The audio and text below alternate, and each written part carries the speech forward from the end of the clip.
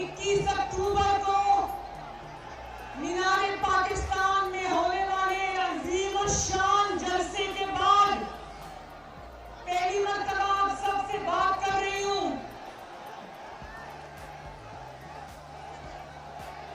बहुत मेहरबानी, मैं नवाज शरीफ साहब की तरफ से, अपनी तरफ से और आपकी जमात पाकिस्तान मुस्लिम लीग नून की तरफ से आपको, गुजरात को और आपकी वसादत से पूरे पाकिस्तान के अवाम को, पूरे पाकिस्तान में फैली पाकिस्तान मुस्लिम लीग नून को 21 अक्टूबर के 41 साल जलसे की मुबारकबाद देती हूँ, शाबाश देती हूँ। नवाज शरीफ साहब की तरफ से भी शाबाश। नौजवानों, मेरी बहनों और मरियम नवाज शरीफ की तरफ से भी बहुत बहुत शाबाश।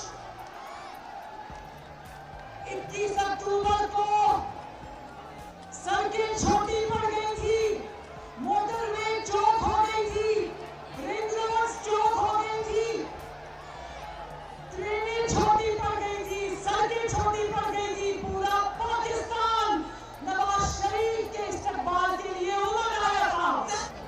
ट्रांसपोर्ट खत्म हो गई थी, क्योंकि मैं मुंतजिर थी। मैं आपको बता रही हूँ, पूरे पाकिस्तान में ट्रांसपोर्ट खत्म हो गई थी।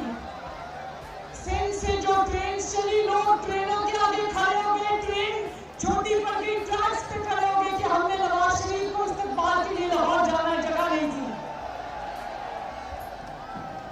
तो मैं पाकिस्तान की तारीख का सबसे बड़ा इज्तिमा मुनक्किद करने पर आप सबको दिल की गहराइयों से खिताबी तहसीन पेश करती हूँ, आपको सलाम पेश करती हूँ। बहुत मेहरबानी, बहुत शुक्रिया। और जलालपुर जट्टा वालों, एक दिल की बात बताऊं, जब नवाज शरीफ साहब आए 21 अक्टूबर को जलसे में, तो मेरी आंखों में आंसू आ गए। खुशी से मेरी आंखों में आंसू आ गए। मैंने सोचा, मैं उस वक्त अल्लाह ताला से बात कर रही थी, मैंने सोचा ये वो शख्स है जिसको उसके दुश्मनों ने, मुखालिफीन ने कहा था उसकी सियासत अब खत्म हो गई है।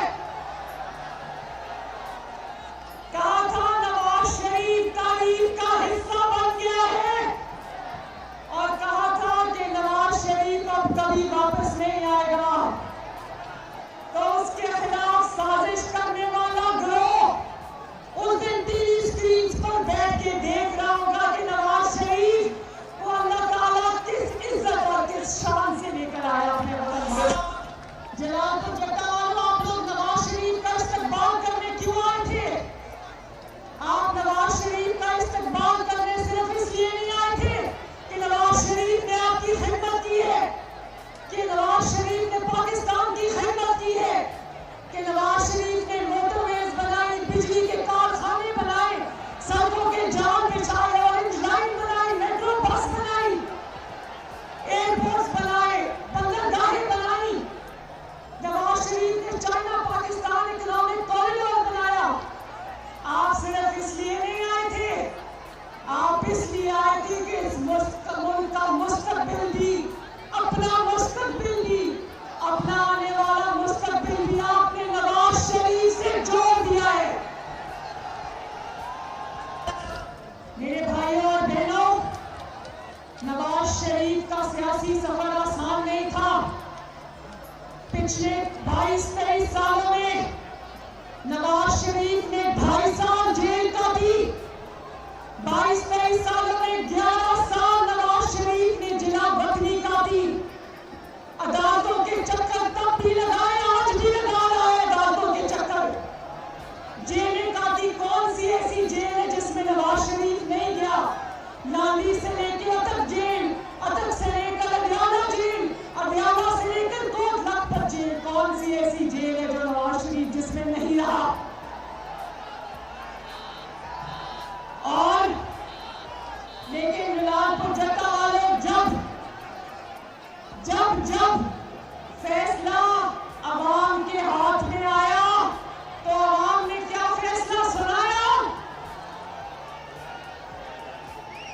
जब जब फैसला आपके हाथ में आया, आपने किसके हक में फैसला दिया? आवाज नहीं आई। आज भी नवाज शरीफ शायद वो वाहिद लीडर है जलालपुर जट्टा वाला जो आज भी अदालतों के चक्कर काट रहा है, चक्कर पे चक्कर काट रहा है। और वो क्यों? झूठे मुकदमों में, जो मुकदमों की वफात कितने साल पहले हो गई थी, वो मुकदमे आज भी नवाज शरीफ जेलों में, अदालतों में भुगत रहा है।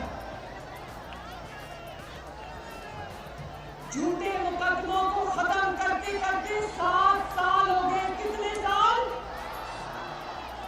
2016 के अंदर पनामा जैसा मजाक हुआ था पाकिस्तान के साथ।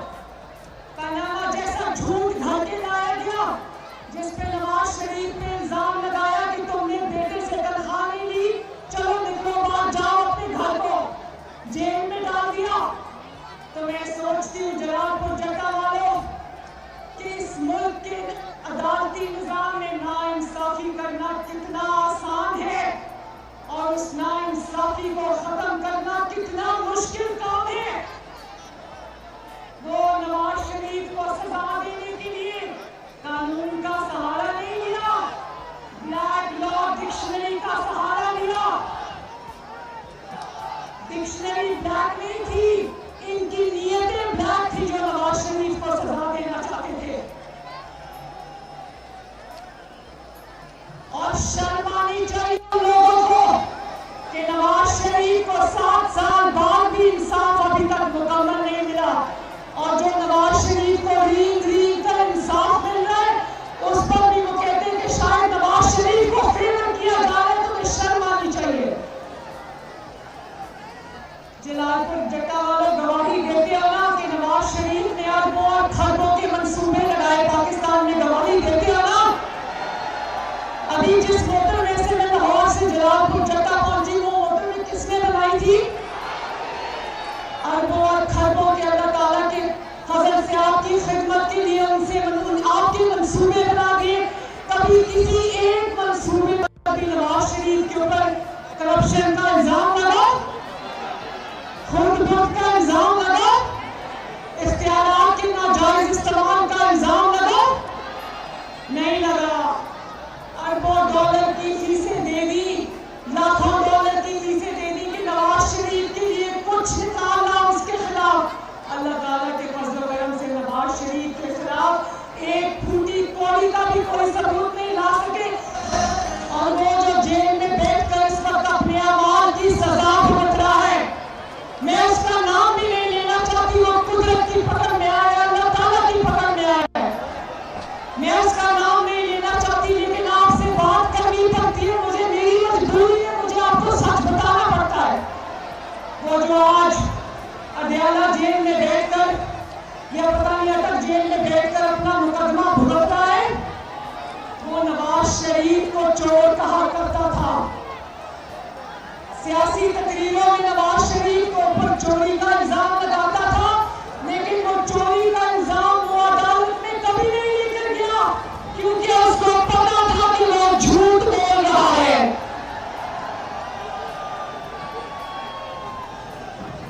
कितनी बेईमानी है जलालपुर जट्टा वालों, कितने झूठ बोले इस शख्स ने। उस शख्स से इंतकाम नवाज शरीफ ने नहीं लिया, उस शख्स से इंतकाम उसके अपने अमालों ने लिया, जिसका वो आज बैठ के हिसाब दे रहा है वहां पर। झूठ कितनी देर चलना था? बताओ जलालपुर वालों, झूठ कितनी देर चलना था? झूठ ज्यादा देर नहीं चल सकता। नवाज शरीफ को चोर कहने वाला तारीख की सबसे बड़ी चोरियां करता हुआ पकड़ा गया है। एक बार इक़्तिदार मिला, नवाज शरीफ को 2 मरतबा वज़ीर आला, 3 मरतबा अल्लाह ताला के बाद आप लोगों ने वज़ीर आज़म बनाया, कभी कोई चोरी का इल्जाम भी नहीं लगा सका। और वो एक बार वज़ीर आज़म बना, उसने चोरी और डकैती की तारीखी रिकॉर्ड कायम की है। जलालपुर वालों को 190 मिलियन पाउंड वाला केस जानते हो ना? 60 अरब रुपए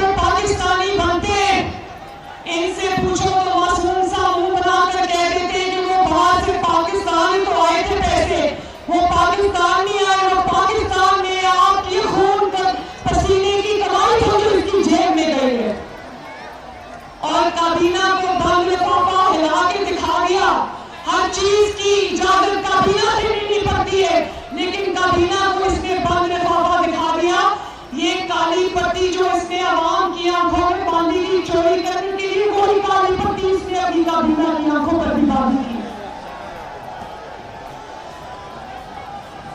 और जानते हो 60 अरब के बदले इसने क्या लिया? अल कादिर ट्रस्ट बनाया जिसमें इसने जमीनें ली। और जानते हो उस अल कादिर ट्रस्ट के ट्रस्टी दो कौन थे? एक ये खुद था फितना और एक इसकी बीवी थी पिंकी बीवी।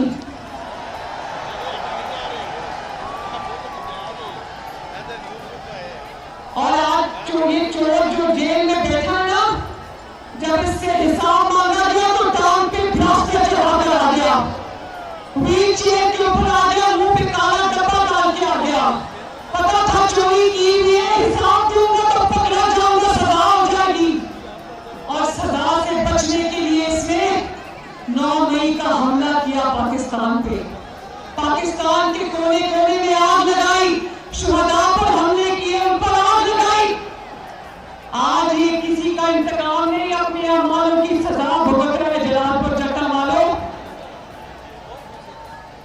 और फिर जिसने ये 60 अरब की डकैती की, मुल्क पर हमला किया, तो यकीन जानो वो आज जेल में बैठकर कह रहे हैं कि मुझे एक्सरसाइज मशीनें दी जाए, मुझे देसी मुर्गी दी जाए। जब हिसाब किताब देने अदालत जाना था तो व्हील चेयर पे बैठ जाता था, आज जेल में तो कह रहे हैं कि मुझे एक्सरसाइज की मशीनें दी जाए। तो मैं कहती हूँ जरूर दो इसको देसी मुर्गी, जरूर इसको एक्सरसाइज की मशीनें दो, लेकिन फिर पाकिस्तान के तमाम कैदियों को भी वही सहूलियात मुयस्सर होनी चाहिए। और कहते हैं ये आजकल लेवल प्लेइंग फील्ड का बड़ा मैं शोर सुन रही हूँ। लेवल प्लेइंग की फील्ड बताऊं क्या होती है? लेवल प्लेइंग फील्ड अगर नवाज शरीफ से मांगते हो तो फिर नवाज शरीफ को देखो कि उसने 11 साल जनाबतनी भुगत के आया, 2.5 साल जेल काट कर आया। कोई पाकिस्तान की ऐसी जेल नहीं है जहां पे नवाज शरीफ गया नहीं। उसकी बेटी को उसके सामने गिरफ्तार किया, जनाबतनी में बाप की मौत हो जाती है, मां की मौत हो जाती है, और जेल में वो अपनी बीवी की वफात का सुनता है।